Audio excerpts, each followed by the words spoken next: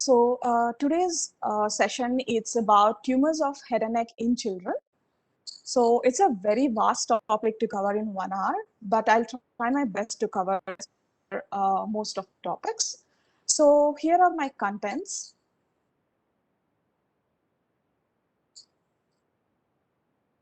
So coming to the contents of my slides.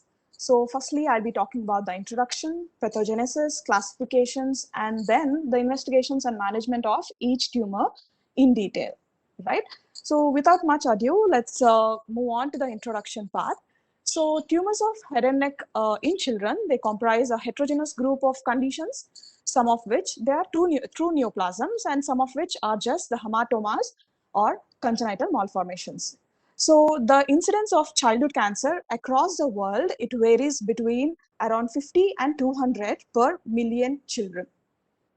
The incidence of death by cancer in children, it is second only to the road traffic accidents. So you can imagine how important is this topic as clinicians for all of us. So approximately around 12 to 15 of these pediatric malignancies, they present in head and neck region. So these pediatric head and neck malignancies, they differ in terms of type, behavior, incidence, and prevalence from those of adults. So in adults, we can see more of epithelial tumors, but in pediatric age group, we see more of leukemias, followed by lymphomas, sarcomas, thyroid cancers, and neuroblastomas. So unlike adults, where majority of the neck lesions they are encountered, they are malignant, neck masses in children, they are usually benign, mostly around 90% they are just benign. So about 73% with head and neck tumors, they present only as a neck mass. So coming to the etiopathogenesis, Azzi et al. In his paper, he demonstrates that malignancy rate is higher in children in the first 5 years of age than the subsequent 10 years. And embryonal origin neoplasm, they tend to mimic normal structures during the organogenesis. So these may be present at birth or arise postnatally from such immature cells. So congenital and acquired immunodeficiency syndromes include common variable immunodeficiency, Wiskott-Aldrich syndrome, ataxia-telangiectasia, X-linked lymphoproliferative syndrome, and others. These are associated with malignancy, including NHL. So the other part of the etiologenesis, we all know that exposure to the radiation. It's a very important in terms of thyroid malignancy, lymphomas, and other skin disorders. Also, another cause is malnutrition and poor socioeconomic status. So the patients or the children who are coming from the poor socioeconomic status, they usually tend to work in the outdoors and farms, and hence they're indirectly responsible for the above two mentioned causes, that is malnutrition and exposure to radiation. So exposure to few chemicals or chemotherapy or radiotherapy for other tumors, this may lead to secondary malignancies as well. So other etiological factors are family history, genetic mutations, altered immunity, previous infection with EBV or HIV. So coming on to the classification, so broadly we can tell the tumors of head and neck can be divided into 4 groups. There is a malignant tumors, benign tumors, tumor-like lesions, and dysplasia from embryonal remnants. So we'll see in the next slide what these are about. So malignant tumors, mainly we have lymphomas, Hodgkin's and non-Hodgkin's type, rhabdomyosarcoma, squamous cell carcinoma, neuroblastoma, fibrosarcoma, thyroid carcinomas, malignant histiocytoma, and salivary gland tumors, and etc. So in benign tumors, mainly we have hemangioma, lymphangioma, fibroma, thyroid and parathyroid adenomas, nasal gliomas, lipoma, schwannoma, and the rest of it, which is as mentioned below. Tumor-like conditions, so this is dermoid or epidermoid cyst, nasal or sinus polyps, histiosis, pigmented lesions on the skin, pilomatrixoma, and trichoepithelioma. Dysplasias from the embryonal remnants are thyroglossal duct cysts, bronchial cyst, and teratomas. So if we come to the age-wise distribution of most common head and neck tumors, and these are the ones which will be dealt with today. So less than a year, most common one is the retinoblastoma, then followed by neuroblastoma, germ cell neoplasms, and rhabdomyosarcoma. From 1 to 5 years, that is the toddler age group, we have retinoblastoma, rhabdomyosarcoma, non-Hodgkin's lymphoma, and Hodgkin's lymphoma. From 6 to 10 years of age, now the lymphomas will become more, that is Hodgkin's lymphoma, rhabdomyosarcoma, non-Hodgkin's lymphoma, and thyroid cancers. From 11 to 18, in the teen years, the thyroid cancer obviously aces this race. Then comes the Hodgkin's lymphoma, non-Hodgkin's lymphoma, and then melanoma. So every patient will come with a head, any mass around the cranium or in the neck. So can we do a biopsy for everyone? No. So we have to check for these red flag signs in the children with neck masses. So any 2 or more of these are present, it is better to get a biopsy done. So what are these red flags? So these are age less than 12 months, lymph nodes which are non-tender and hard, diameter which is more than 3 centimeters, supraclavicular locations, persistent generalized lymphadenopathy, mediastinal or abdominal masses, persistent unexplained symptoms like fever, weight loss, pallor, pruritus, petechiae, or hepatosplenomegaly as well. So yeah, now we are jumping into each disease per se, and I would like to do this way. So before each tumor, I would project one image in front of you. So try to guess it and put it in the comment box. I can read the comment box so we can move forward. So presenting to you this, so a 8-year-old boy who comes with a cervical mass. So we get the imaging done and we can see that the mass is just not present in the submandibular region, but also it is present in the supraclavicular region, and the mediastinal mass is present as well. So on biopsy, we can see something like this. So these cells give rise to Reed-Sternberg cell, which have an owl-eye appearance. Can anybody guess what this is? Yes, very good. Yeah, few of them are right. So this is about lymphoma and Hodgkin's lymphoma, that is right. So most common malignancy in the head and neck region is among the children is lymphoma. In contrast to leukemias, which represent neoplasm of the bone marrow or the peripheral blood, lymphomas, they involve similar kinds of clonal proliferation in discrete tissues outside the bone marrow, meaning the lymph nodes or other soft tissues. So it is the third most common malignancy in children after leukemia and brain tumor. So pediatric lymphomas are divided into Hodgkin's and non-Hodgkin's. So histologically, we can broadly divide them into two things, that is nodular lymphocyte, predominant Hodgkin's lymphoma, and classical Hodgkin's lymphoma. And classical Hodgkin's again have few subvariants, that is nodular sclerosis subtype, mixed cellularity subtype, lymphocyte-rich subtype, and lymphocyte depleted subtype. Similarly, in non-Hodgkin's lymphoma, we have three varieties, that is lymphoblastic lymphoma, peripheral B-cell lymphomas. So this includes Burkitt's lymphoma as well. So this is the most common non-Hodgkin's lymphoma in the pediatric age group. And the third one being anaplastic large cell lymphoma, which has the poorer prognosis of all. So coming to the differences between Hodgkin's and non-Hodgkin's. So in Hodgkin's, we can see that more often localized to a single axial group of nodes. So the patient will come with cervical, mediastinal, or the para-aortic, as I showed you in the previous picture. In the non-Hodgkin's lymphoma, more frequent involvement of multiple peripheral nodes will be present. So here, the spread is orderly by contiguity. In non-Hodgkin's, non-contiguous spread is present. Here, mesenteric nodes and Walder ring is rarely involved, whereas it is otherwise in the non-Hodgkin's lymphoma, where Walder's ring and mesenteric nodes are commonly involved. So extranodal presentation is very rare in non-Hodgkin's, whereas it is common in non-Hodgkin's, whereas it is less common in Hodgkin's. So coming to the diagnosis part of it, so how do they present? As I showed you in the picture, so they come with the asymptomatic cervical lymphadenopathy. And in case of non-Hodgkin's lymphoma, sometimes they can come with tonsillar enlargement or asymmetric tonsils, or any involvement of the Walder's ring will be picked up incidentally by the endoscopes. And also, patients may come with this B symptoms. So what are these B symptoms? So symptoms, it is due to systemic effect due to the lymphomas. So they comprise of fever, weight loss, night sweats, etc. So if the B symptoms are present, their prognosis can be a little worse when compared to the patients who do not have this B symptom. So we have to watch out for this, and this is important in the staging as well. So as usual, we have to get the blood workup done with the CBC and RFT, LFT, albumin levels, and all. So in the CBC, you can see, according to the type of it, you can see the lymphocyte depletion, lymphocyte rich pictures. So moving on, then the patient will undergo imaging studies, so CT or MRI, or even PET-CT for the staging purpose.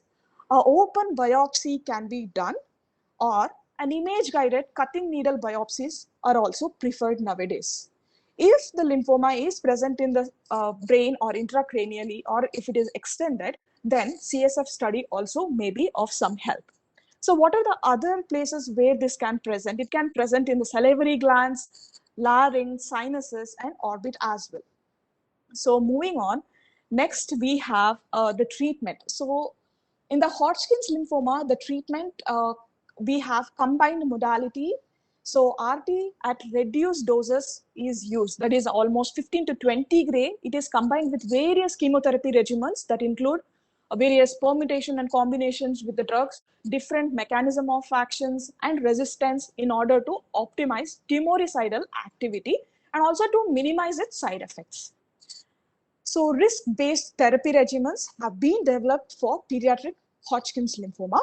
So most important ones are these two regimens, that is MOP therapy and ABVD therapy. So this MOP contains meclorethamine, vincristine, procarbazine, and prednisone, whereas ABVD contains adriamycin, bleomycin, vinblastine, and dacarbazine.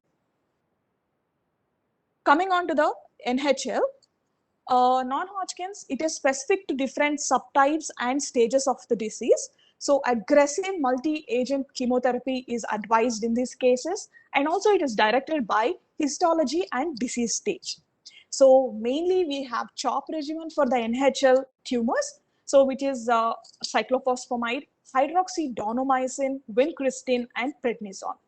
Radiotherapy is not routinely used unlike Hodgkin's lymphoma. However, there is an exception. RT is useful when there is CNS extension or very bulky diseases. So coming on to this one, so I'll give you a little clue for this. So the patient will come with erythematous scaly lesions like this over the skin or the scalp. And on biopsy, they can see that this is arising from the epithelium of the skin, right? So these are something called as histiocytes or Langerhans cells.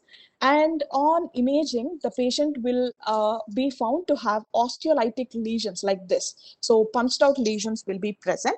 Can anybody guess what this is? I already told you the name partially. All right, like there are no answers so far. So yeah, so this is called Langerhans cell histiocytosis. So disease, it is characterized by clonal proliferation of histiocytosis. So you can see on the screen that, so the blue cell, this is the histiocyte. So why are this for? So these histiocytes, these are group of histiocytosis, these are group of diseases. So these are defined by pathologic behavior of cells regularly involved in phagocytosis and antigen presentation cells.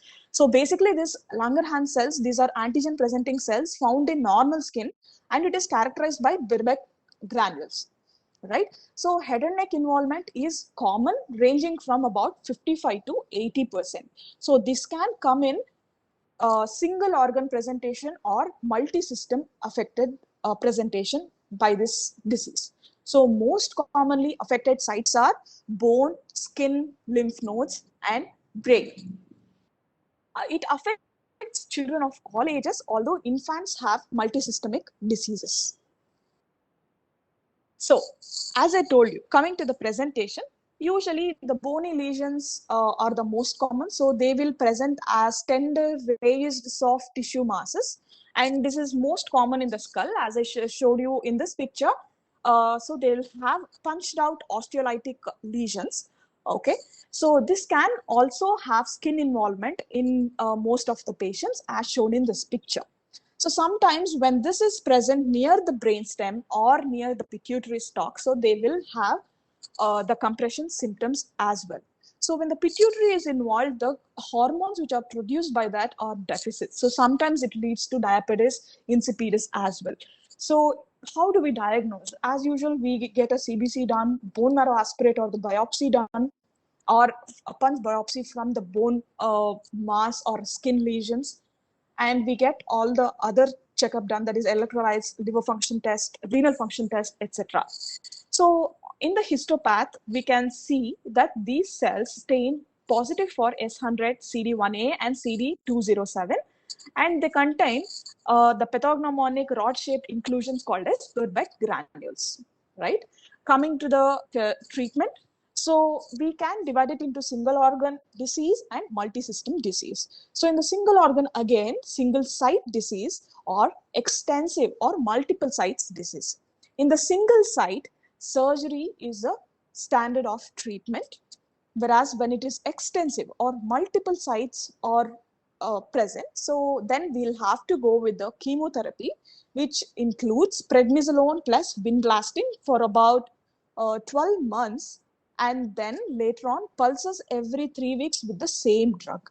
Okay, so this is the chemotherapy regimen for the Langerhans histiocytosis. So when it involves the multiple system, the chemotherapy as mentioned previously. So prednisolone with vinblastine for 12 weeks. So this is about Langerhans cell histiocytosis.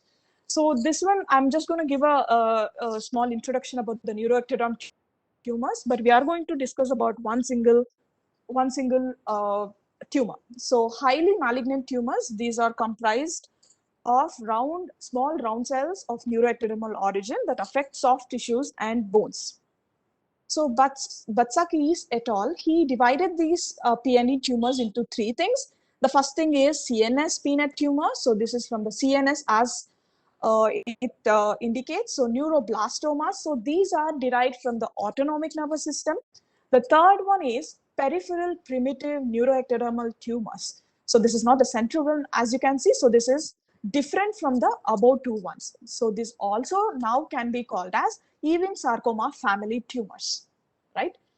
So with that small introduction, as I told you, I'm going to discuss only one which is common in pediatric age group. So can anybody have a guess? So the kid can come with a lump in the abdomen or in the chest or in the cervical region for that matter. On examination, you can see that the patient will be having bone pain or the patient might be having bruising around the eyes. So on examination, we can see that there is a mass which will be just in the paraspinal regions. And also the histology, it will show Homer Wright rosettes. So this is again the pathognomonic. Somebody has mentioned Ewing sarcoma. All right, it is not that. Any other guesses?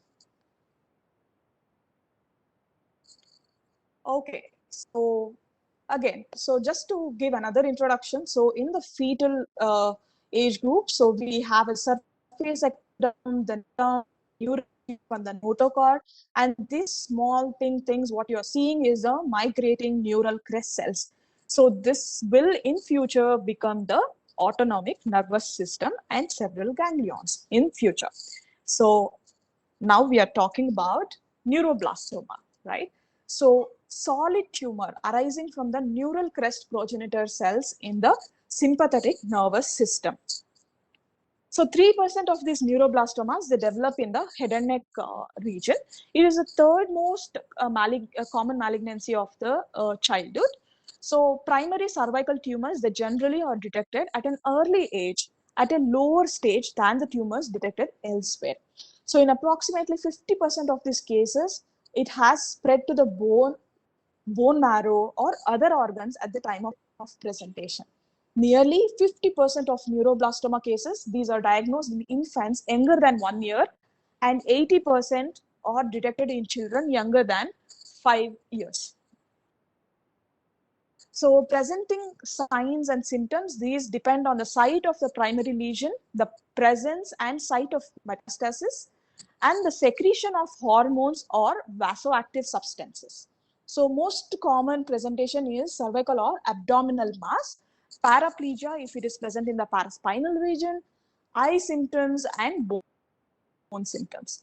Primary neuroblastoma of the orbit, it presents as proptosis, periorbital ecchymosis, panda eyes, plus ocular muscle paresis, right? So we stratify them into low, intermediate, and high risk groups based on various prognostic variables like age at the diagnosis, tumor histopathology, DNA content, and MYCN amplification in the genetic studies if it is available. And also CT and MRI of head and neck and also abdomen. These are the standard imaging modalities for the diagnosis. So once we've diagnosed, the treatment would be we have to know that some tumors do regress spontaneously. However, few won't. So in that case, in the initial stages, we can do surgery for them. In the later stages, chemotherapy plus or minus autologous stem cell therapy, transplantation, and retinoic acid with monoclonal antibody is advised. All right, so moving on to the next one. So a kid who is around 9 years old, he will present with a huge cervical mass. And also you can see that there is a little bit of proptosis. So he also complains of nasal symptoms and ear symptoms as well, like nasal block, bleeding from the nose, otitis media. And on examination and on the picture, you can see that the tumor is completely involving the nasal cavity. And in the endoscopy picture, you can see that the mass is coming from the nasopharynx. So here I've given you the proof, nasopharynx. So it is nasopharyngeal carcinoma. Again, we are discussing about malignancy mostly now. So it is not JNA, it is nasopharyngeal carcinoma. So it is very rare in the children. So these are the tumors which originate from the surface epithelium and differs from other head and neck carcinomas by its histology or epidemiology or biologic characteristics. And just yesterday, we have had a beautiful class by Dr. Deepak Subramanian. So you all must be fresh from that. So I'll just brush through little details in pediatrics here. So only 1% of all NPC occurs in less than 19 years. Usually we have advanced disease at the diagnosis with cervical metastasis or distant metastasis. Patients usually have a positive EBV serology and high circulating EBV DNA levels, and these are almost always detected, and this is directly correlated with the prognosis as well. So presentation in the second decade, it is mostly in the median age of around 13 to 15 years.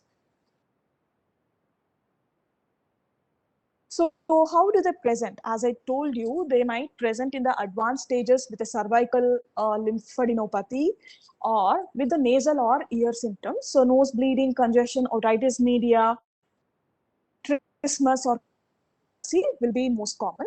More than 80% they present enlarged neck nodes or advanced disease even with metastasis as well. Do a DNA, biopsy, MRI, CT scan, and PET-CT for the staging. Then we can also get the serum LDH levels done. So why do we get the LDH levels done in the nasopharynx? So LDH levels, when they are greater than 500 international units per ml, they correspond with a poor prognosis. And that is why we need it for prognosis estimation purpose. So we have the treatment as radiotherapy as a primary modality. So radiation only regimens, they have had 5-year overall survivals of around only 20 to 40% with of more failure rates due to distant metastasis. So what they did say, they included the chemotherapy as well with radiotherapy. So cisplatin based regimen also allowed for de-escalation of radiotherapy dose at 78 to 88% per 5-year overall survival rates using low doses of 45 to 47 gray and with loco-regionally involved sites being under control. So this is about the nasopharynx.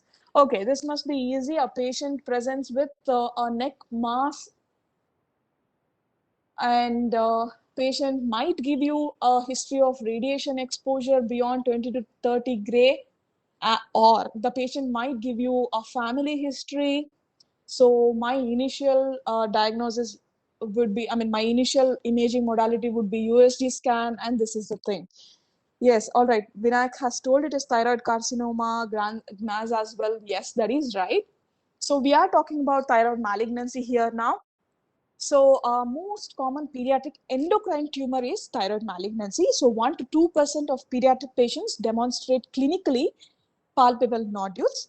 So these thyroid nodules, they are more likely to be malignant when compared to the adults, right? So a pediatric patient comes to you with a thyroid nodule, and the patient doesn't have hyperthyroidism or hypothyroidism, you okay after ruling out Hashimoto's disease and autoimmune thyroiditis, other autoimmune thyroiditis. One is papillary thyroid carcinoma, and this is followed by FTC, that is follicular thyroid carcinoma, and then medullary thyroid carcinoma. So undifferentiated or anaplastic thyroid carcinomas are very rare. That literature on it also is very less.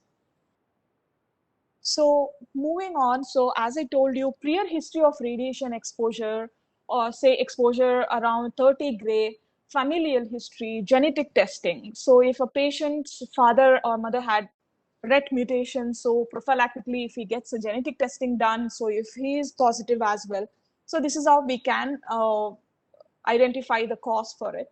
So we go ahead and get the USG guided FNAB done in most of the suspicious nodules, right? So what are the suspicious nodules? Again, you do it in the USG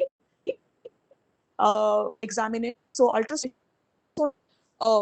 malignancy, which includes sizes greater than 4 centimeter, microcalcifications, irregular or infiltrative margins, hypoechogenicity, subcapsular localization, increased intranodular vascularity. All these things are high risk features. So in that case, we definitely have to get an FNAB done, right? So again, as I told you, Hashimoto's thyroiditis and Graves' disease, these are associated with nodular thyroid disease as well. So any suspicion of this disease will require thyroid status or not, anti-TPO genetic testing for the RET mutations or other genetic mutations in the papillary thyroid carcinoma. And CT or MRI imaging will be done only in cases of rapidly progressive or bulky disease. So coming on to the differential thyroid carcinoma. So here we have non-diagnostic, indeterminate, suspicious cytology patients. In those patients, we can have a prompt repeat FNAC and molecular genetic testing or surgery.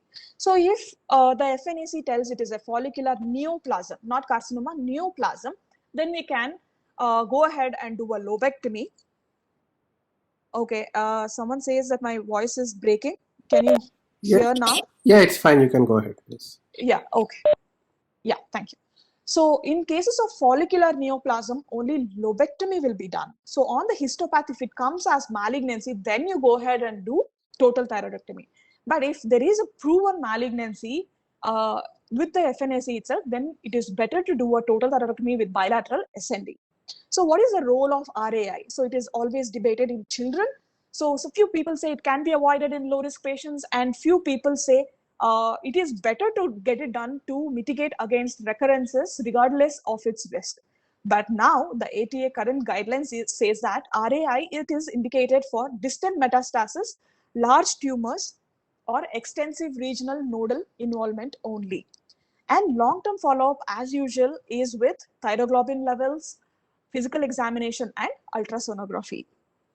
Now, coming to the medullary thyroid carcinoma. So pediatric MTC cases, these are usually inherited in an autosomal dominant manner. Few times a sporadic as well, but this is very rare, right? Identification of RET mutations in children at risk for men. This allows for surveillance prior to the development of clinically apparent disease or for prophylactic thyroidectomy. So seeing for RET mutations is very important. And these RET proto-oncogene, these are responsible for inheritable syndromes, MEN2A, 2B, familial MTC as well. So the thyroid nodules in MTC, it can be unilateral, bilateral, or multifocal. So USG guided FNAB will be done along with the genetic testing for RET mutation and body imaging and serum levels of calcitonin and CEA. So the standard treatment is surgery as usual with the total thyroidectomy with CND, the central neck dissection, and selective neck dissection, plus or minus RT. So RT will be given in cases only of extensive regional or distant metastatic diseases. All right, coming on to the next question. Here, a patient of mass in the left cheek, so it is almost going on to the eye, and also buccal mucosa to the hard palate as well, right? So we get a CT scan done, and this is the image we get it, and a biopsy from it, it shows a small spindled or round cells with scant or abundant eosinophilic cytoplasm. So I'll give you a little clue. So this all will look like a little fetal skeletal muscle. Skeletal muscle, that is the clue. Can anybody answer? All right. Yes, that is right. It's rhabdomyosarcoma. So malignant tumors that are derived from undifferentiated skeletal muscle or myogenic in origin, right? Most common form of soft tissue sarcoma of the childhood is this. 3 to 4% of pediatric pregnancies is by rhabdomyosarcoma. Again, can be classified on the basis of the site: orbital, parameningeal, or non-orbital, non-parameningeal types. So orbital, we all know of orbit, right? Parameningeal, it is mostly orbit, nose, nasopharynx, middle ear, or parapharyngeal space, or the PNS, or pterygopalatine fossa, or ITF. So these are parameningeal sites. What is non-orbital, non-parameningeal sites? So these are from superficial locations like cheek, external ear, scalp, and deep locations like parotid, oropharynx, and neck. So these are the classification according to the site. So there can be embryonal and alveolar type. So embryonal RMS, this occurs at sites throughout the body, with head and neck region being the most common one. So alveolar tumors, they tend to be more frequently involving the extremities. However, nearly 22% of them involve the head and neck region. So what about it? Why do we have to classify them? Because embryonal, it is of for the diagnosis and also prognosis purpose as well. So embryonal, they have favorable prognosis when compared to all alveolar types. So two peaks in the incidence will be present at an age of 2 to 6 years, and then later at an age of 10 to 18 years. So that typically presents as a firm asymptomatic mass. So initial evaluation of these patients must include thorough head and neck evaluation that includes a cranial nerve evaluation, visualization of the nasal cavity, and pharynx as well. So the patient will present to you with a nasal obstruction, rhinodia, sinusitis, otitis media, epistaxis, oral polyp, and so on and so forth. So MRI, CT scan, and PET-CT has to be done. So unlike in the other ones here, the tumor staging is a little different. So T1 and T2, it is just the tumors confined to the organ or tissue of origin, T2 being beyond that organ. N0, NX, N0, N1, so nodes not examined, lymph node involvement is not present, and it is present, that being N1. M0 being zero distant metastasis, M1 being any distant metastasis. So depending on that, and also depending on the favorable site or non-favorable site, we have different staging of it. So favorable sites are orbit non-parameningeal head and neck tumors, whereas unfavorable is parameningeal one. So depending on that, we have 1 to 4 stages. So what is the treatment? The treatment is multimodality treatment. So resection is the treatment of choice for non-parameningeal tumors of the head and neck with a 5 mm clear margins. It's a must, right? And then coming to the multimodality treatment, where the chemotherapy is given, here vincristine, actinomycin, and cyclophosphamide, these are the mainstay chemotherapy agents. And RT is used for patients with persistent local regional disease only, right? So the next one, is, so we discussed about rhabdomyosarcoma. So what else are the other diseases which is just related to it but not them? So what are the soft tissue sarcomas which are not rhabdomyosarcomas?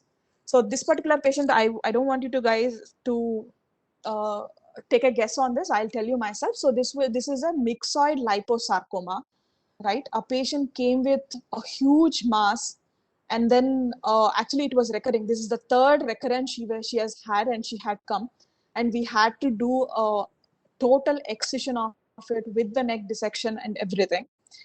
Yeah, so moving on, we have NRSTS. So there's a question regarding the embryonal and alveolar type.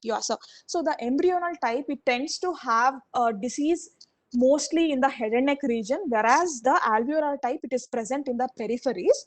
And prognosis wise, embryonal has a better prognosis when compared to the alveolar type, right? So coming on to the non-rhabdomyosarcoma tumors, so soft tissue sarcomas. So these includes fibrosarcoma, dermatofibrosarcoma protuberans, epithelioid sarcoma, synovial sarcoma, hemangiopericytoma, liposarcoma, leiosarcoma, osteosarcoma, chondrosarcoma, and etc. So these all like come under this one, even though the site of origin is different. So higher incidence is present in adolescent age group.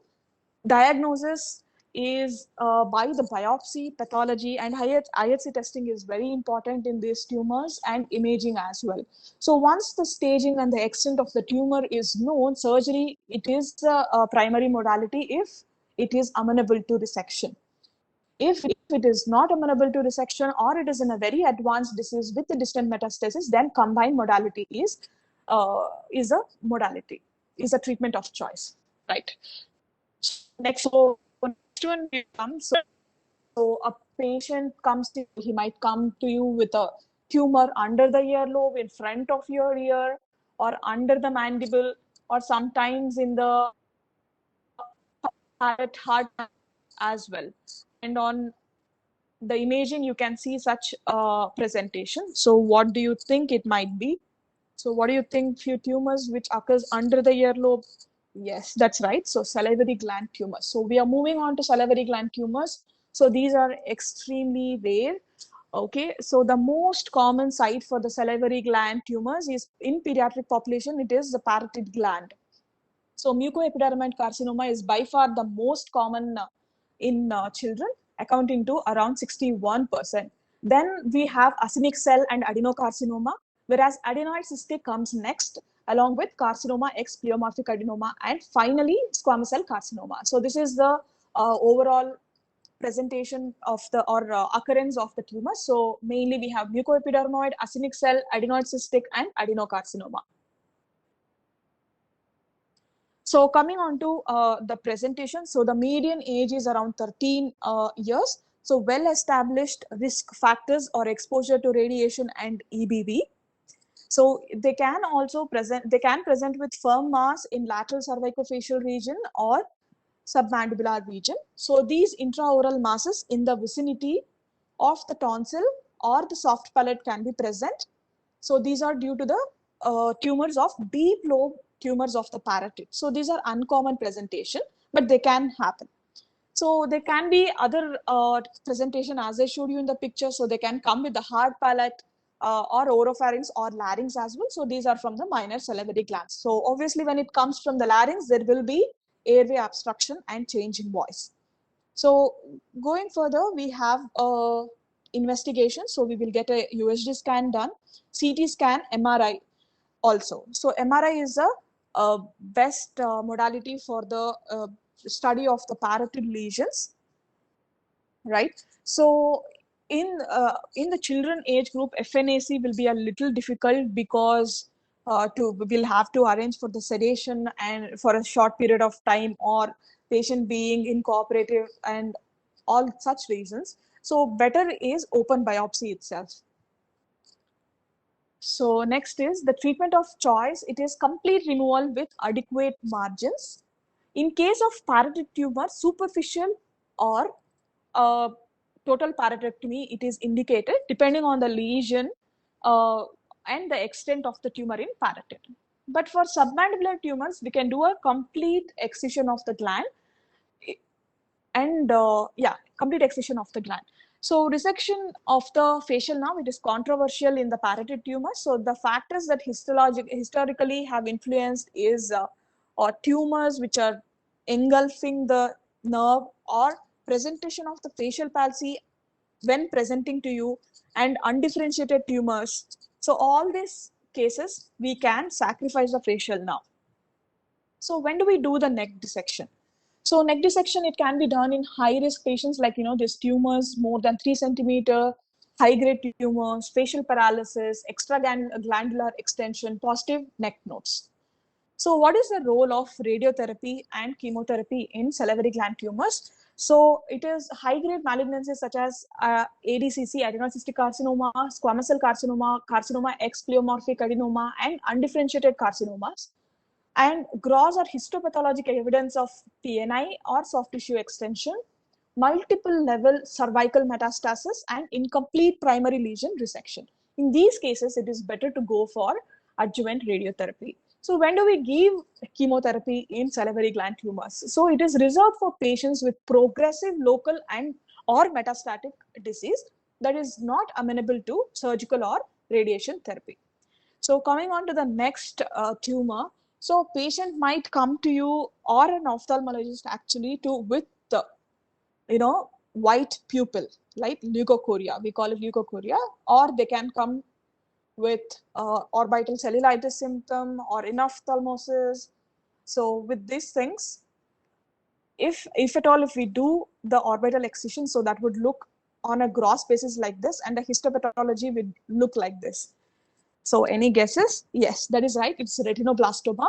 So retinoblastoma, it is the most common primary intraocular malignancy of the childhood. The majority of cases are diagnosed in children younger than 2 years of age. So approximately 1/3 of the cases are bilateral. The rest of them are unilateral. So there is something called as trilateral retinoblastoma as well. So this refers to association of bilateral retinoblastoma with an asynchronous intracranial tumor. So this occurs in less than 10% of bilateral cases. So children who have family history of retinoblastoma or a personal or family history of 13q deletion have an increased risk of developing retinoblastoma. So typically it presents with leukocoria, as I told you, white pupillary reflex or strabismus as well. So we all know about the Knudsen's hypothesis, and this all started with retinoblastoma.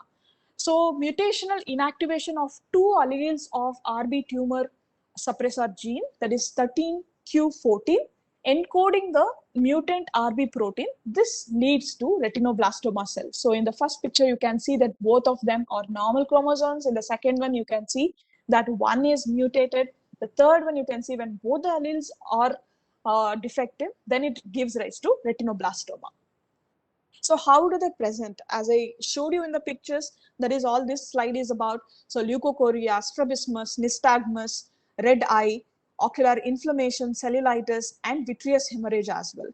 So this can be exophytic or endophytic. So in the endophytic, it grows within the vitreous humor, but in the exophytic, it comes out of the globe and destroys the whole globe. So the metastasis, it spreads via the optic nerve to CNS. So it is by the subarachnoid space and CF. And distant metastasis is to the lung, bone, liver, and lymphatic dissemination. So what is the diagnosis? It can be usually be made based on the dilated indirect ophthalmoscopic examination, imaging studies with the ocular US, ultrasound, and MRI scans. So one thing to remember here is please avoid getting a biopsy done for these patients, okay, because of the risk of tumor seeding, right? So ocular salvage treatments, these include systemic or intra-arterial chemotherapy. So the treatment of this retinoblastoma, so it is a risk-adapted method. So factors to be considered in the treatment decision are intraocular or extraocular stage, laterality, and potential for the vision. Other ocular salvage treatments, they can include like photocoagulation, thermotherapy, cryotherapy, and brachytherapy, and external beam radiation therapy as well.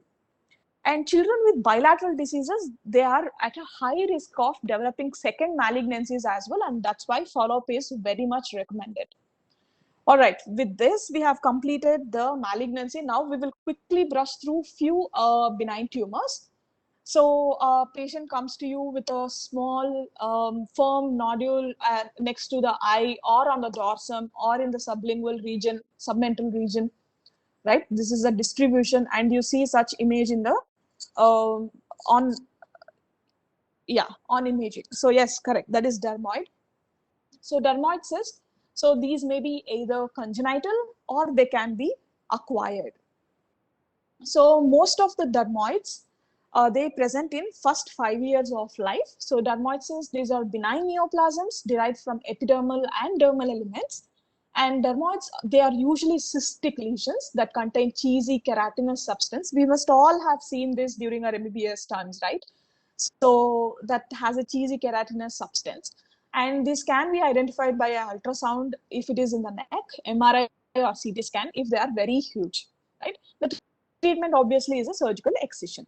So this one again is an easy one. So you can see that there is a red tumor which is present in the chin region, so which is excised in the next photo. On the imaging, you can see the voids as well in the tumor. Anybody can guess what this is? Benign tumor? Correct, that is hemangioma. So these are the vascular tumors of childhood. So this can be of two types. One is infantile type and the other one is congenital type, right? So infantile type, it is the most common tumor of infancy, 2 weeks of age. It presents within 2 weeks of age. So congenital, hemangioma, it is present at birth, which is fully grown at birth, right? So infantile hemangioma, it will have two phases. One is proliferative phase, so it might grow up to 1 or 1.5 year of age, and involuting phase, where there onwards it will start to regress. So there is another entity called as rapidly involuting congenital hemangioma. So this regresses immediately after birth. So nothing much to worry about that. So what is the imaging modality? Handheld Doppler study is more than enough. In cases of high flow, we can conclude that it is infantile hemangioma. Low flow, we can conclude that it is congenital hemangioma. USG and MRI can also be done in cases of extensive diseases or where we cannot reach out. So the main treatment modality is observation, not surgery, it's observation. So we can see if it regresses by itself by the age of 1 or 2 years. Otherwise, we can also try intralesional steroids or systemic steroids. In case it is not responding, definitely we can go ahead with the surgery, and that must be in the involutory phase. Again, that involutory phase, because we have to give observation for the proliferatory phase. So next one. So we have a female child who comes to you with a cystic lesion, which is in midway between the chin and your cricoid, right? So it moves with the movement of the tongue, and this is the ultrasonographic feature. That arrow mark, it shows a track which is linking to the tongue. That's right. Already people are coming up with answers. So yeah, that is thyroglossal duct cyst. So it is derived from the remnants of thyroid duct. So during the 4th week of life, the thyroid gland begins as a cluster of cells at the base of developing tongue. So the thyroid's origin, it is located in midpoint of the region where the anterior ectodermal and posterior ectodermal structures of the tongue meet, right? So in adults, this is known as foramen cecum. So the thyroglossal duct, it comes from the cecum, foramen cecum till the thyroid gland. So coming to the incidence, after lymph nodes, TGDC are the most common causes in the pediatric neck, right? They most often present in the first decade of life and before the age of 5. Most patients will present with a firm midline neck mass and no other symptoms. Tenderness or redness may be present if the cyst gets infected. There can be sinus as well linked to this. So mainly we will get the USG scan done or a CT scan done to see and diagnose the case. So the modality of treatment is surgery and Sistrun's operation, as you all know. Excuse me. So antibiotics is given only in case of infection. So next one, we have an X-ray of a patient whose metacarpals and carpals are showing osteolytic lesion. And on blood checkup, we can see that the calcium is increased. So we just get a USG scan of the neck done just to see if any tumor is present around the thyroid. And also we get a system EV scan done, technetium scan done. So what do you think it is? That's right, it's parathyroid tumors. So parathyroid tumors in children, these are exceedingly rare, like exceedingly rare, very rare. So some of them can present as sporadic parathyroid adenomas as well, or most of them will present as adenoma 1 and 2A. So these adenomas just don't present initially with a mass, so they present with the dysfunction of the parathyroid. Most commonly, they present with the form of hyperparathyroidism. What can happen? So this can be primary, secondary, or tertiary. So in hyperparathyroidism, as you all know, there is a hormone that is PTH which increases. So when the PTH increases, what it does is it recruits more calcium from all the parts of the body, especially from the bones. It steals the calcium from there and releases to the blood for the peripheral use. So meanwhile, when it is doing this, that is when osteolytic lesion happens and then pathological fractures do happen. So when we get the investigation done, we can see that serum calcium and serum PTH will be more, and USG of the neck would show us like a tumor around the thyroid or in the thyroid, and sestamivi radionuclide scan shows uptake in the parathyroid region. So in most of the cases of syndromic or disease-related hyperparathyroidism, we have to go ahead and do a surgery, that is subtotal parathyroidectomy with preservation of one half of the most normal appearing gland, right? This is about the parathyroid tumors. So then we have another scenario here. So a teenage girl would come to you with a cystic mass in the cervical region, and on examination you can see that it is fluctuant, and also you can see on the CT scan that it is cystic. Yes, very right, someone has mentioned branchial cyst. So it occurs in the second and third decade of life, so it affects upper neck. It usually is anterior to the sternocleidomastoid, mostly due to anomalies of the second pharyngeal arch. So these physical examination reveals smooth, round, fluctuant, non-tender, non-illuminable mass. And this may have a sinus or fistula as well. So sinus discharging anterior to the SCM externally or into the tonsillar fossa internally, if at all, if it is present. So treatment again is a surgical excision. So we are with the last slide for the quiz today. So a patient will come to you who is around 8 years old. He'll come to you with a mass below the thyroid, actually almost extending to the suprasternal notch. So you get a CT scan done. You can see that the tumor is extending into the mediastinum, okay, and it is cystic in consistency. Anyone? Yeah, the organ of origin is right. So this is thymic cyst actually. So thymus develops from third pharyngeal pouch, then descends through neck into the mediastinum. So thymic remnants, these may persist anywhere in the body and in the pathology. Mass can be cystic or solid. So the surgical excision is the primary modality of treatment. If need be, sternotomy also can be done. With this, I complete my presentation. Just for the curiosity, we all know that the breast cancer ribbon is pink. So did we know that the childhood cancer was gold and head and neck cancer was burgundy and ivory? I think we must know about thyroid as well. So it is teal, pink, and blue. And Hodgkin's and non-Hodgkin's are as follows. That is violet and lime green. Thank you so much for your patient listening. Hope this was productive and was informative.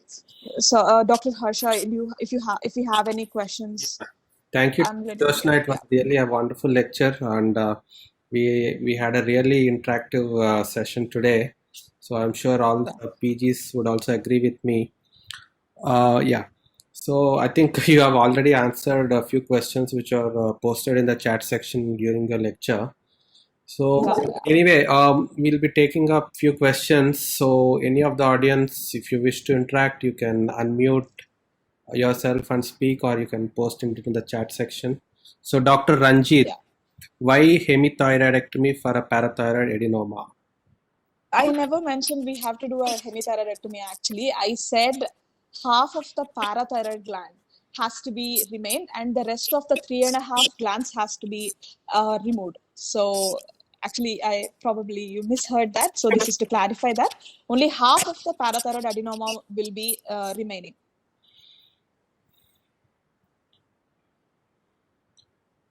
Yeah.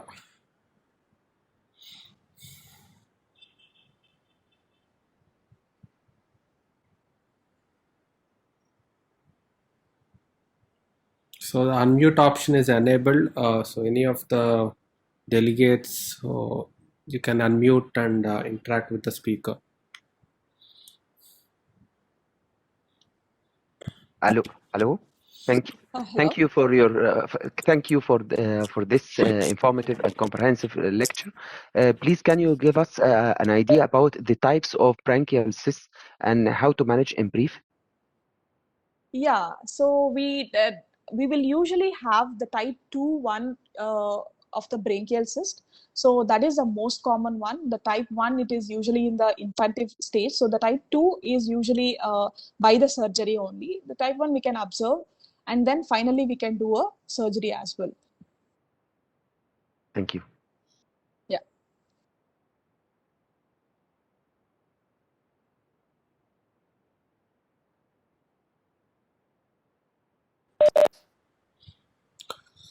Any more questions from the audience?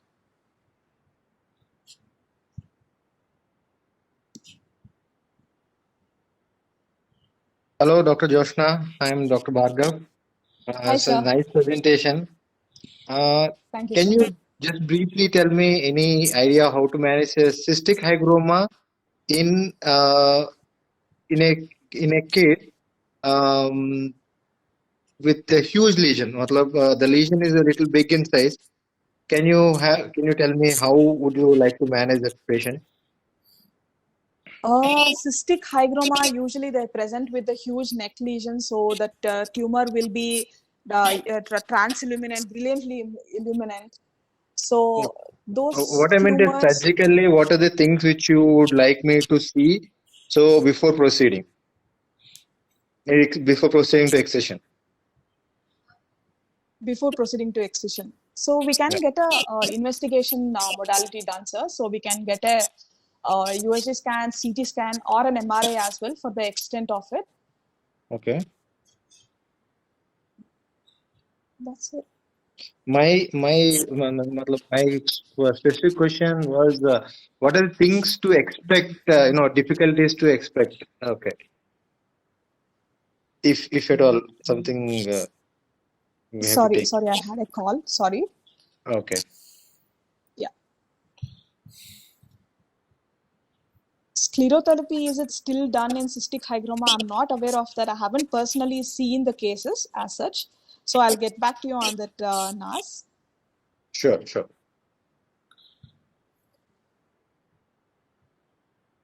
So one more question from the chat section. Are carotid body tumors seen in pediatric age group, by Dr. Shruti? Dr. Shruti, it is mostly seen in around third and fourth decade. I cannot say it does not occur in the pediatric age group, but it is very less. That the literature is very less as well on that. It can happen, but it is very less. Including glomus tumor as well. That can occur as well, but it is very less incidence. So Dr. Nance is asking, can you suggest any textbook to learn pediatric head and neck knowledge? Yes, so most of my content, it is from the Cummings and also this particular textbook known as Pediatric Head and Neck Malignancy. So if you want, I can share you the link or in the group later on. Okay, I can share you the textbook. Yeah. It has comprehensive, it has entire staging system, treatment, everything in depth, like, for probably a fellow or MCH candidates. So I will just share it with you. Okay. Dr. Ahmed was asking, how do you manage a case of reparative granular cell tumor in maxilla and alveoli? So it is better dealt with excision, right? Excision and reconstruction would be my go to it. Okay.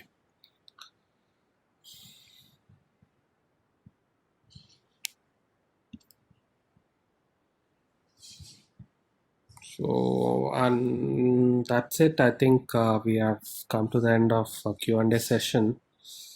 Thank you, Dr. Joshna. It was a very neatly and concisely explained about all the pediatric tumors pertaining to head and neck in children.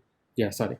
So, a small announcement. So, next week on April 24th, we have a lecture on surgical anatomy of neck and surgeries for neck dissection. So, I request all the PGs to block your calendars and please do attend this very informative session. Thank you, ma'am. Thank you, sir. Thank you so much for this opportunity. Thank you and Dr. Bhargav as well. Yeah. It was very good to present here and see so many people being very interactive. I really like that. Thank you so much, sir. Thank you, ma'am. We will be meeting again for our next lecture on thyroid. Yes, sir. Yes, sir. I'm looking forward to it as well. Thank you. Thank you all. And thank you. Yeah, we'll conclude for the day. Thank you. Yeah, thank you.